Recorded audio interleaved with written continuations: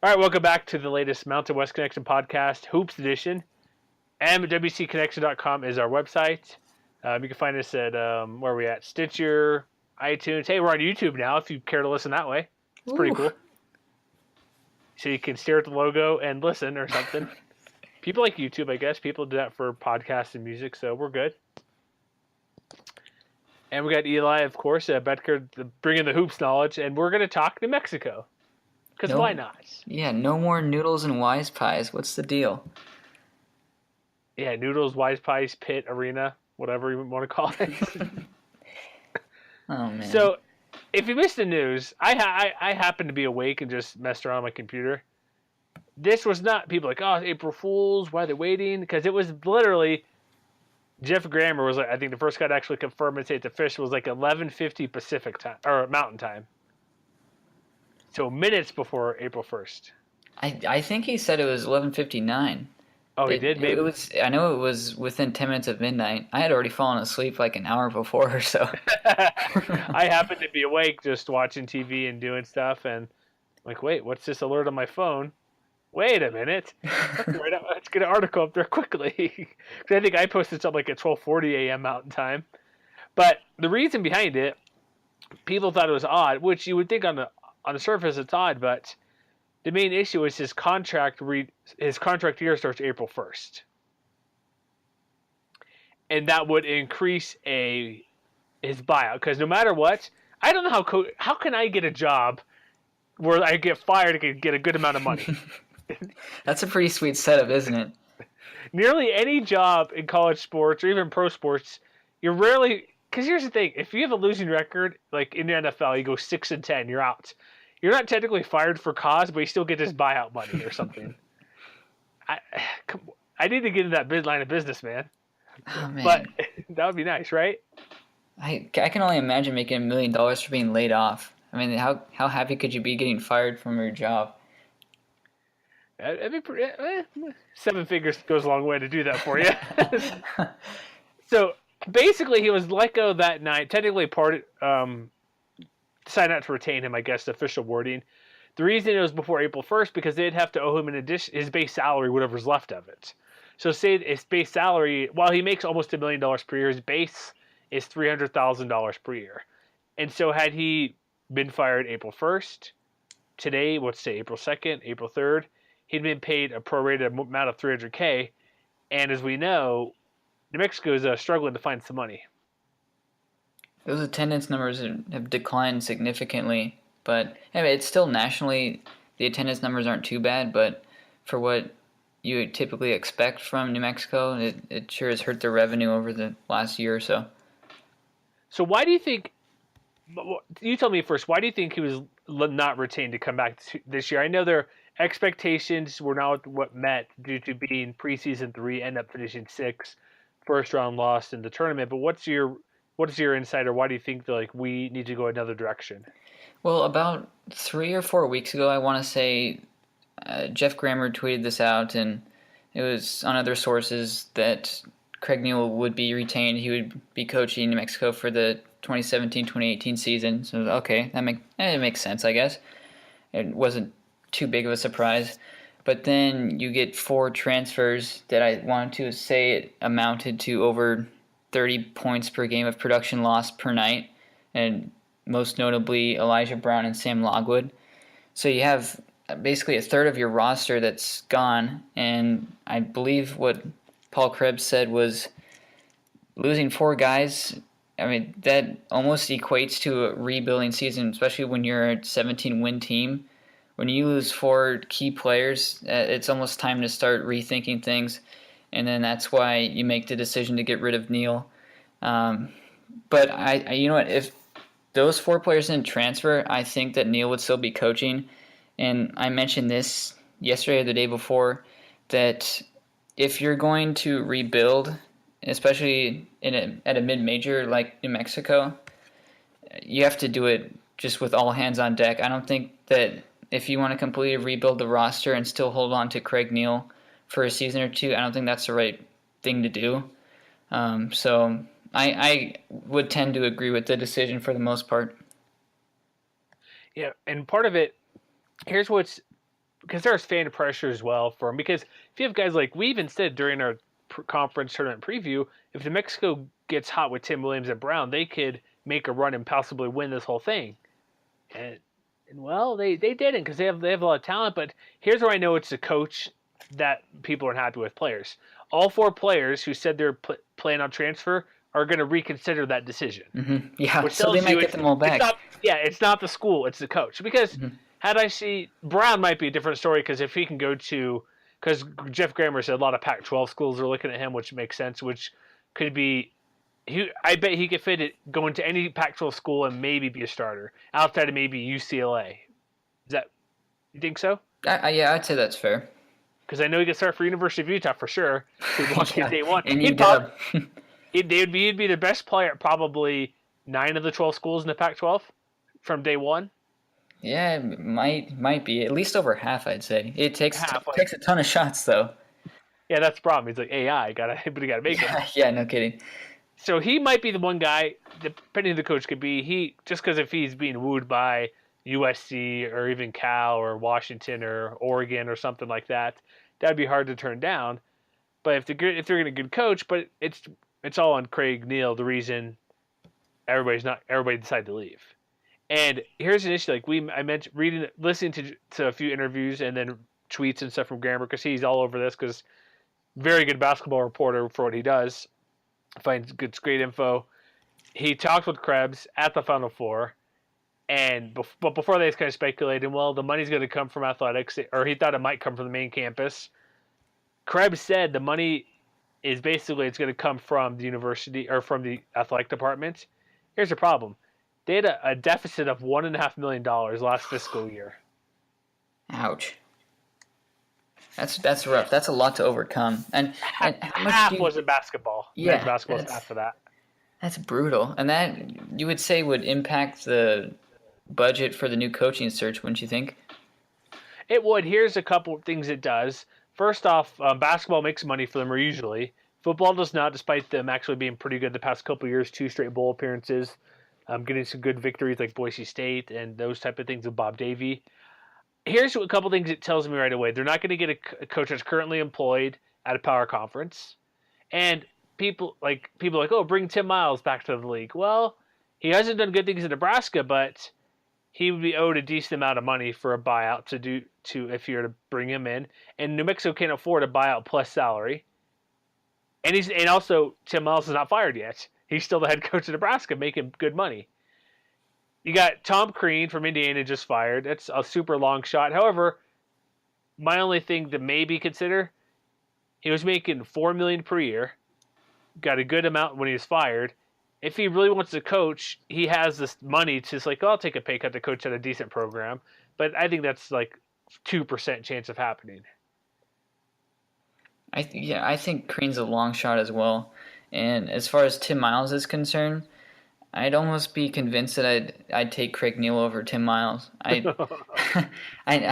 know it's just brutal towards Miles, but I think he's had a similar problem as Eustace in the sense that he's been able to bring talent to campus, but he's also lost a number of guys to transfers. I know that a lot of coaches across the country have done the same just because that's how college basketball is right now, but he's proven next to nothing in his short time at Nebraska, even though it's a Big Ten, but he hasn't been able to win very many big games while he's there. So I would not buy that hire at all if I were Paul Krebs. Yeah, it's personality, man. That's what brings people to him. Yeah. So where do you think this job lands when you consider if say they keep the salary in the same range, about $1 million a year, that's about what it is like BADA, or not BADA, but about 80 programs pay coaches about $1 million a year. So it's not like it's a huge, or it's not like that amount of money's extremely life changing, or it's good money, of course. I'm not saying that, but why would a coach maybe take the job just for a slight pay increase when you can go to a school in Missouri Valley and make that same amount of money, possibly? So where do you kind of rank this job? I know there's not many jobs open right now. It's isn't it probably the best job open at the moment. I don't see any other better job opening up now. But where's your like scale of putting this program at of higher ability? Because people nationally are still saying it's a pretty good job. Yeah, I think that's a good job. I think Georgetown's an open job right now, so I'd say that one's better. Okay, that's Um, correct. I don't think there are any other big ones right now. You know what? Indiana got filled quickly, right? Didn't they hire right It away? did, yeah. I think New Mexico's still a pretty decent job. It's a team that's been successful in the Mountain West, and I think most coaches recognize that the Mountain West, even though it's been down the last few years, it really isn't that far off from being where it was just a few years ago. New Mexico's been known to be a pretty solid mid-major job. Maybe not in the terms of San Diego State or Wichita State or those teams, but yeah, it's a decent job. And when Grammer said it earlier this week, right after Neil was canned, that and people still view New Mexico as a decent place to either get your career started and trending into the power conference direction, or in the case of maybe Tim Miles or Tom Crean, a place where you can uh, resurrect your career, so to speak, after coaching at a power conference. And it's a conference that should be able to get multiple bids in the future. So I think that New Mexico is still a pretty attractive job. I think it could be, but I think with the Mountain West being so down, financial issues out in New Mexico, it's probably a peg lower than most people would think. Because do you see them paying their next head coach $1 million a year? Where's that money coming from? Yeah, I don't. A million probably not, but under a million, you could get a guy from a mid-low major conference, say Joe Dooley from Florida Gulf Coast is one that comes to mind, and that could be a decent hire because there are a number of guys that have proven they can get to the tournament even in one bid league. So, in terms of value, I think you're looking at a number of guys that could take New Mexico back to where it was when it was Steve Alford coaching. Yeah, I think it's everybody. Let's stick with Dooley because they're at. This is kind of there's never a good time to fire a coach, but this is possibly the best time. You're at the Final Four. There's probably 80% of the head coaches there from college basketball with their tickets they get, and so Krebs is. They're talking about making a hire this week. I'm like, that seems pretty quick. I don't know if that could be done, but he's meeting with people in or not Vegas, in Glendale and Phoenix to see who'd be a good fit. He met with Paul or not Pat. Sorry, my autocorrect earlier on Facebook went to Pat Dooley. I'm like, oh crap, had to go back and change to Joe Dooley. But he, a couple things to him. He only makes about just over 200,000 per year, and he's out Florida Gulf Coast. And he kept what Andy Edfeld was doing there. He's been to 4 straight tournaments, 2 non-NCAA tournaments, but back to back Big Dance. He hasn't won any games, but he's been keeping the program well above average and doing well in their conference and winning it 2 years in a row. And here's what I like about him. Besides the money, it's actually $277,000 is his annual salary plus a potential 115,000 for his max bonus. So close to half a million, almost half a million, or just over, yeah, close to half a million for something.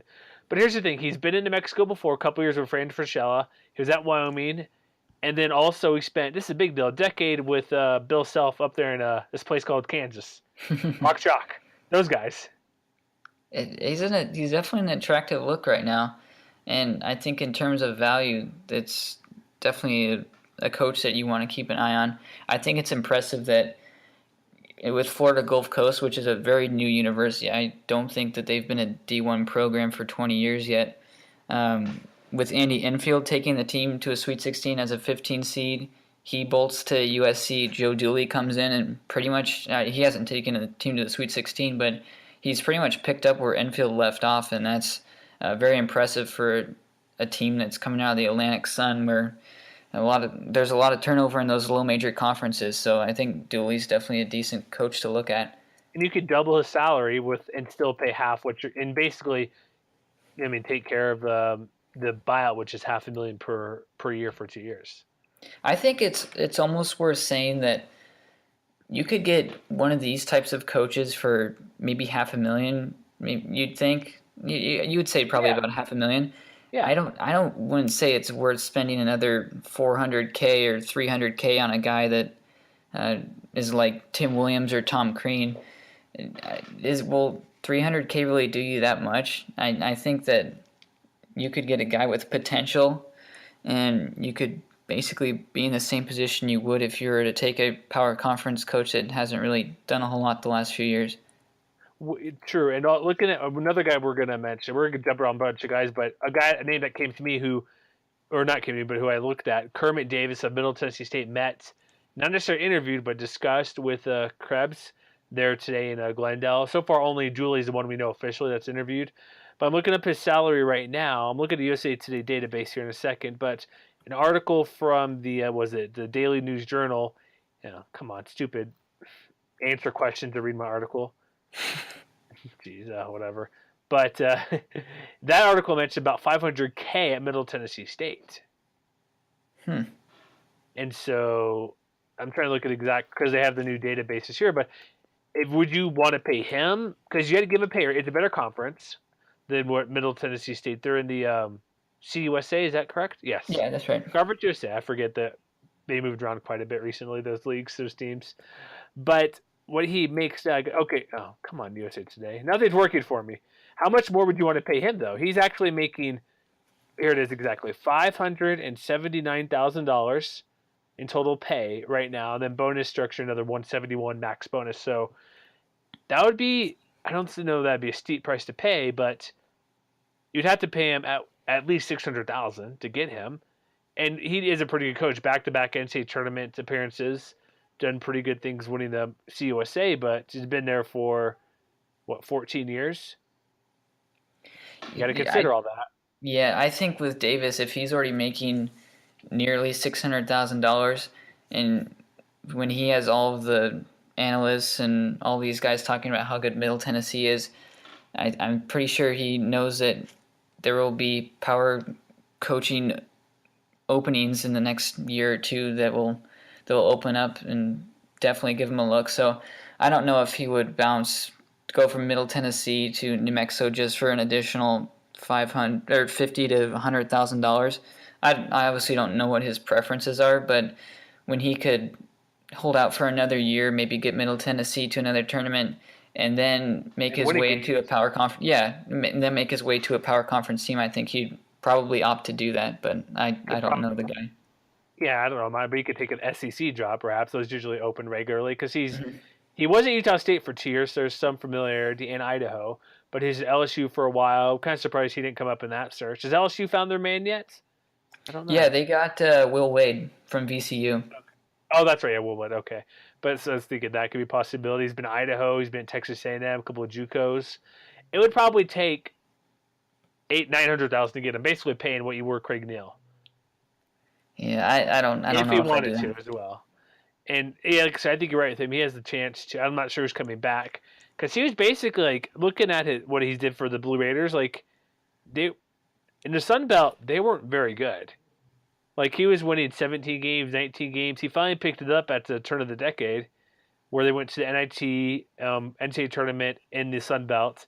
Then what did they do? They've done pretty well since then. A couple of tourney bids, but it would be a good find for the university because their style of play would people like to watch what Middle Tennessee State does. But again, it's like, is he going to want to take, like you said, a minimal increase just to go to a school that's in a league that gets the same bid you get right now from Conference USA? What's the upside if the Mountain West is getting one bid? That hopefully it doesn't stay the same, but coaches are going to think that. Yeah, and Conference USA has won a few games in the past few tournaments. I want to ask you, would you think it's more risky to pay a power conference coach somewhere near $800,000, $900,000 that has proven it but has fallen off recently, or would you rather opt for going to a rising mid-low major coach and pay him about $500,000, $600,000? Well, like, do you mean a current, like one that's employed right now? Let's go back to Tim Miles, one that's employed. Yeah. Like, who could he pull away though? You know what I mean? Mm-hmm. Like that's what I said. There's the buyout issue, and what they can pay. And there maybe like Tim Miles is a good example, not just because he's in the Mountain West before, but he hasn't done good at Nebraska. He still has a job, but odds of him lasting after one more year are pretty slim. Yeah, that's true. He's not going to get Temple's head coach. We're not going to get him. UConn's fine. What's his name? Kevin Ollie. He's not leaving UConn. They played not very good, under 500 season. You can get the Rhode Island head coach. They went to the tournament. I don't think so. That seems like a reach. And Dayton already lost Archie Miller. VC lost their coach. That's the top 3 at Atlantic there, A10. You're not going to – do you really want the Pittsburgh head coach? Yeah, well, he just took the job there, Kevin Stallings, and he's been with power conference power conference teams for so long. I don't think that's gonna happen. But like those type of jobs, like you're looking at guys like Miami, Wake Forest, Georgia Tech. You want to go to TCU? I don't want the TCU's head coach. Yeah, well, Jamie Dixon's been doing pretty well, but it's difficult though. That's what I'm saying. Hard. Like is that could get your team excited for a team? You're taking a coach that TCU did go to that 19 and win the whole thing. But Shaka Smart, not that he's going anywhere. Texas was 11-22. If you go to the Big East, you want Marquette's head coach that went 19-13, or Penn State's coach 15-18. It's like, come on. I don't think not just money, but that doesn't excite me just to get a coach because they coached in a big time conference doesn't mean they're a good coach for your school. Mm-hmm. I would say my number one choice is Dooley because the style of play at Florida Gulf Coast is pretty exciting, clearly. What would that guy say? We need to give him credit. Dunkaberky or something? What was it? Yeah, Dunk Bukkirky. Yeah, I got to find that. That's perfect. So you got Dunk City there. Oh, where'd it go? Mm-hmm. Here's your tweet, powered by MWC Connection. Dunk Bukkirky, New Mexico. Wise Pies Arena at the pit in Dunkaberky, New Mexico. Oh, that's perfect. That's pretty funny. But it's not that he necessarily bring that style, but that type of pace, people, because in New Mexico, there's nothing in town. People don't go to the football, even though their football team's good, and I actually like their style of play. It's always been a basketball town, first and foremost, forever. And if you bring that style of play for an up-tempo type game, and that probably would entice to bring back a couple of those transfers. And so he would be my top choice overall. Kermit Davis would be pretty good, but I just don't think he'll leave his current situation. And who else names got tossed out there? You saw Scott Cross from UT Arlington could be interesting. They had a deep run and they won the Sun Belt regular season. They, without their best player, made a good run, or second leading scorer in NIT, made a run pretty far. And so that's the other name that's popped up. Dooley just makes too much sense for me. What do you think about Lorenzo Romar? What about him? You know him more than I do. Washington head coach. Would he be willing, or would they want him? For recruiting, that's a slam dunk right there because Romar can land just about anyone he wants to. But the problem, just like it was for Dave Rice, how well can he actually coach the game of basketball? So that's hard. He can get the players there. I don't know. I don't know what Romar would decide because he's been with Washington so long. It's tough, but he's kind of in a similar situation as Tim Miles. Well, except he's not. He's fired though. That's yeah. I don't know. There are other names I tossed out. Like I put a list out there from what I looked at and what others did, and we've already mentioned, like Dooley mentioned, Crean, Miles. Shoot, who else do I have here? Reggie Theus. He seems to find his name for every position. That's not something I put out there, but I've heard of that. And here's the thing: you cannot deny what he did at New Mexico State for those couple of years. Yep. For coaching. However, there's a lot of other issues with him. A lot of other issues. Big time. He's also not doing good things at not NC State, but Cal State Northridge. He was with the Kings for like a minute. So I can see the intrigue, but I don't see that being a realistic option. He'd be cheap, I bet. Yeah, you'd think so. I don't know why he seems to be rumored for every single job that opens up. It's kind of bizarre. The only reason here because he's at MSU, and which makes a little sense regionally. Mm-hmm. People mention Mark Fox. He's not leaving Georgia, even though he hasn't been done great. One name is interesting, Mark Gottfried, who just got like of NC State and also coached Alabama. That could be an interesting name, but I don't know how bad New Mexico fans would want Gottfried. Yeah, he didn't do good. He was at not Maryland, but NC State's not an amazing basketball program at the moment. But he did go to a pair of Sweet 16s. It is true. You know a name we haven't heard who wants a job more than Reggie Theus or attached. You got to know this name before I give it to you. He's always posturing for a college basketball coaching job. He's coached on both East and West Coast of late. Been on TV. Oh, it's Steve Lavin? Yes, impeccable hair, Steve Lavin. Where's his name? Oh my gosh! Someone wrote a little bit about him. I don't know whether it was supposed to be in a joking sense. Yeah, he's seems to find his name on just about every other coaching rumor too, but he seems to keep quiet for the most part. Is he not He's not with ESPN at the moment, is he? I He's just believe kind he of still hanging is. out. He still is. I don't Hmm. watch At ESPN least very from time to often, time. Yeah, I probably shouldn't anymore either. so I saw he was with St. John's recently, and he was with ESPN in between. So here's a poll that they put on the Albuquerque Journal. A couple names out there, a few I didn't mention. I guess this guy James Burgo, he's an Albuquerque Academy alumnus, Spurs assistant. So you got the NBA connection there. People mentioned Larry Shyatt, but I don't see that being a possibility too much. He was a Wyoming head coach and former Lobo assistant. There's Reggie Theus. Why not take Paul Weir from New Mexico State? I don't know. No, I don't think that's gonna happen. There's some interest in Ryan Miller, I guess, former UNM and UNLV assistant coach, now at TCU assistant. I guess the Mark Fox thing because Eastern New Mexico player and was at Nevada. Michael Cooper, do you want Coops coach of the team? Hmm. Oh man, I don't know. There's one other name. Danny Uh, Granger, he wants a job. Danny Granger. Oh my gosh, that would be a quick turnaround from pro to college coaching. And then real quick on the poll. Any of these three, and these all seem terrible. Dave Bliss, no, never. Fran Fischel is too old, calling international basketball games in a small studio on Frank for ESPN sure. somewhere. Oh my gosh, And then Richie McKay. I can't believe you have Fran for sure on the list. I can't believe you have Dave Bliss on the list. Come on. Oh, man, a couple other names that were listed by KRQE. I think this is the Albuquerque local. Yeah, KQRE. Yeah, they have Johnny Brown, who is a Lobo forward. I believe he's an assistant at Incarnate Word right now, so that probably wouldn't be a major hit from most people, but that's a name that's out there. Texas. Chris Walker, who's an assistant from New Mexico from 2007 to 2009. He's a CBS analyst right now. If you want to dive into the analyst pool, I guess there's at least three names there. Doug Gottlieb wants a coaching job pretty bad. Oh my gosh, he sure does, doesn't he? He got a new job at Fox Sports 1. Let me interview for the Oklahoma State gig. Oh, Gottlieb. I don't know what to think about that guy. He's an interesting fella. I just think I like the list that Graham works. He knows the Lobo is not a little bit, much better than us. There's some other names on there, like a former player. How often does that work out too well? Especially one with little to no coaching experience.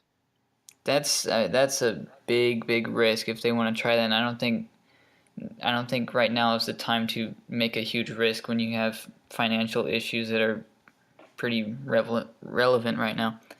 Yeah, so if we're gonna make a pick now, first off, I know they want to hire sooner than later because of the players transferring. What do you think a time frame would be for a new coach? A week, 2 weeks? I think a week might be, even though they're trying to get interviews right now, I think a week probably is pushing it. I would say within 2 to 3 weeks. I think it might be done by a week from today. Today, right now, being April 2nd, I think it'd be done by Sunday, April 9th.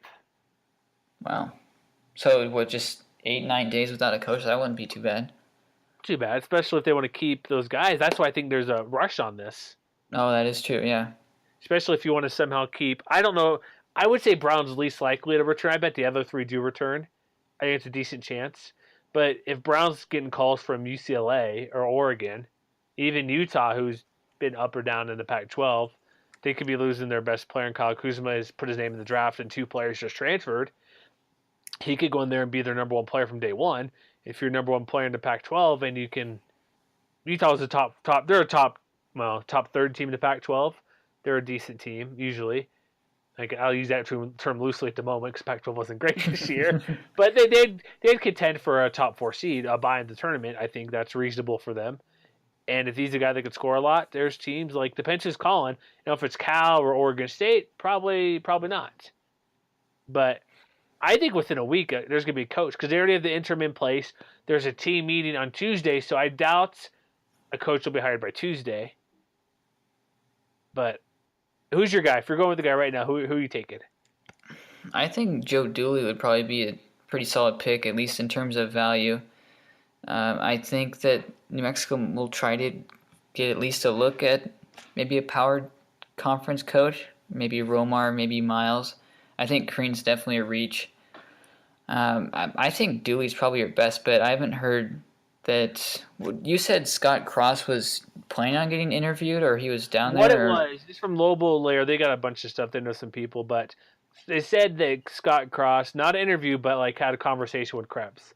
The only interview we know is Joe Dooley. okay, well, I guess that's the only thing we can really base it off of right now. I would probably go Joe Dooley if I were in charge of this. I think there are just so many risky choices that you could make right now that could just completely plummet the program, and you definitely don't want to do that. Here's one thing, like guys from Lobo Layer, they're pretty connected. They got a text from a coach saying basically Scott Cross is the complete opposite of Craig Neal. Yeah, he's basically comfortable in his skin, very, very strong in his faith, doesn't curse, not a jokester, family guy, and one heck of a coach.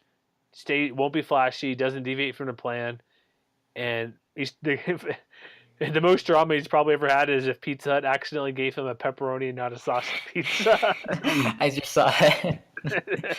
Oh man. So you could see him because his salary is not amazingly high. And well, I didn't look that one up, but I'm pretty sure it's if you're in the Sun Belt at UTA, Yeah, probably not it making can't be bank. that big. Probably in the same range of Dooley, but I would. Boy, the only thing with Cross, he looks to be a great coach. The only few issues I would say because before we started the show, or maybe I mentioned on the show, I forget. He went to a JUCO in Texas, played at UT Arlington, was assistant the day he graduated, and has been the head coach there from day one for about a decade. Which is not a bad thing. He's doing good enough to keep his job and his alma mater, but he's only had one ever college coaching job at a minor conference. I don't know if that means that well, obviously he'd probably like it if he's going to stick there for that long, but I don't know if that means that he doesn't really want to move because you'd think he's done some decent things at Arlington. He probably would have made a switch by now. So it might take a lot to entice Cross to come coach in Albuquerque. We'll see. Well, a couple of things with that. Arlington's right near Dallas, and so he's a pretty good recruiting area if you're in Texas, especially that part. But here's the thing as well, UTA, they've only been in the Sun Belt for a couple years. They were back into Southland from 06 to 12. They spent 1 year wandering in the WAC, 2012, 2013, and then been in Sun Belt since 13 to 14. And he's only been to two NCAA tournaments, or no, only one, excuse me. Back in 07, 08, his second year, he won the Southland 21 and 12 with a losing record, by the way, so he won the conference tournament. With that, he's finished. His best finish was this year by far. Outside of this year, his best finish was back in 11 and 12, he won the regular season for the Southland, but lost the tournament, so went to NIT. They went 15 and 1 that year. That's gotta suck. Just like this year, I guess they go 14 and 4, win the conference, and lose to one of their better players. But he's only had two conference championships in a decade. So, and his overall winning percentage is okay. He has 204 wins to 148 losses. So there is concern. I think the reason he hasn't had a big time job or a better job because you're in this lower level conference and he's had up and down success. Like year one, like here's his win total: 13, 21, 16, 16, 13, 24, 19, 15, 16. It's kind of bouncing around. So if you're at that level, usually coaches from other program or ADs, presidents from a bigger program, typically either want to see you do great 1 year, NCAA tournament win or two, or have a couple years of success. And he's had 2 years of success, and so that's probably why he's getting closer looks.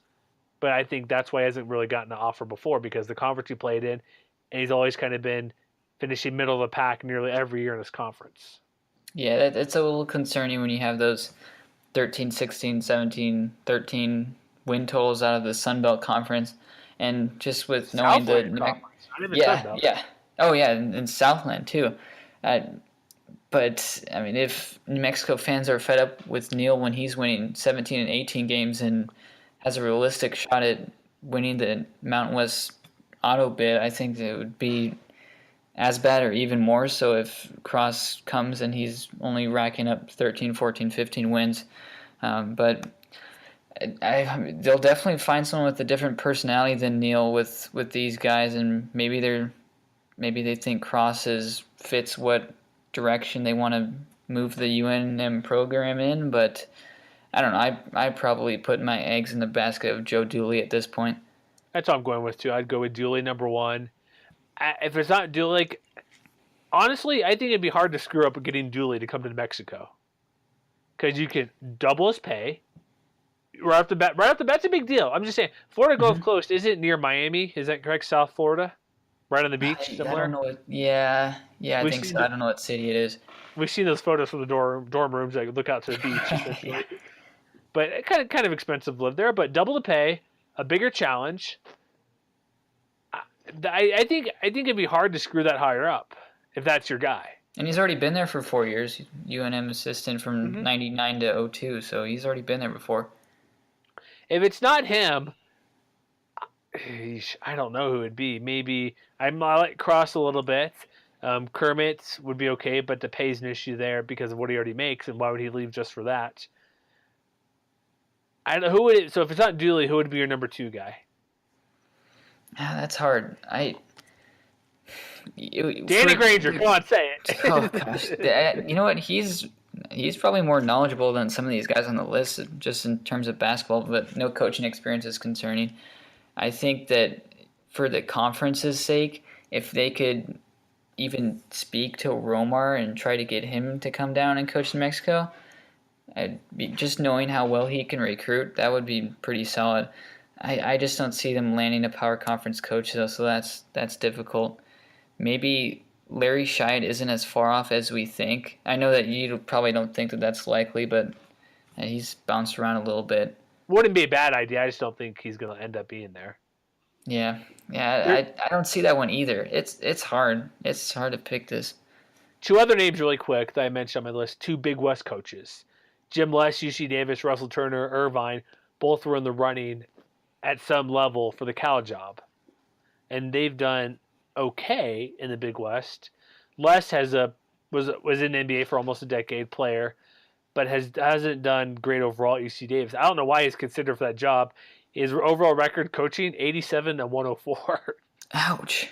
Yikes. And then with Turner, he's gone 5 straight postseason tournaments with just one NCAA tournament bid. So it's my number two. I might actually go to UTA as number two. Or maybe I know Mark Gottfried's a reach, but just even though he's not coach at the moment, he may want to take some time off for at least a year to figure out what he wants to do. But I think you go Scott Cross would be my number two choice because I've seen them play twice this year. I know it's only twice. They play a fairly exciting brand of basketball, like to push it, shoot 3-pointers. Dude, that fit in Elijah Brown's wheelhouse right away, man. Come on. Oh, yeah. Oh, he'll be coming back. Yeah, UT Arlington was a really good team this year. Too bad they didn't reach the tournament. I think as far as just choices, if I had to power rank all these guys, I think Tom Crean would definitely be number one. I mean, this is a guy that had Indiana in the top 5 in the national rankings just a few years back, and I thought he got fired much earlier than he should have. I have no idea if they'll be able to land an interview with him. I would doubt it at this point, but that's probably a pipe dream actually. Mm-hmm. So you go with Lorenzo then? That makes sense. That's not a bad move. Yeah, I would say so. I think Lorenzo's probably a solid number 2 for this job, but I don't know if that's going to happen just because he has a similar thing going on that he's been with his Huskies for about, I want to say, 15 years. So that's a guy that's been comfortable in the same house for quite a while. All right, since we're doing this Sunday night, got the Final Four tomorrow, championship game. Who are you taking, Gonzaga or North Carolina?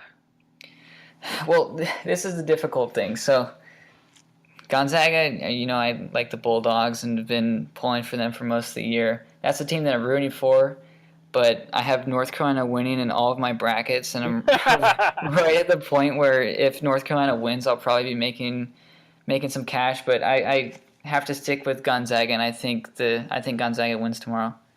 I think they have too many big guys, man. They just kept pushing it down low and just dunking and layup. And I'm like, how do you let I'm watching this game like the last 5 or 6 minutes. I was really paying attention. I'm like, How do you let this guy who's 300 pounds and a beard that's probably tickling your ear every chance he gets, how does he get behind you? How is he tiptoeing behind the backboard, or not the backboard, but to get back behind you to a layup or like an alley-oop essentially? How is those He's post pretty passes nifty. happening? He is, but I'm like, how do you let him get behind you? He should I never don't get know. behind you.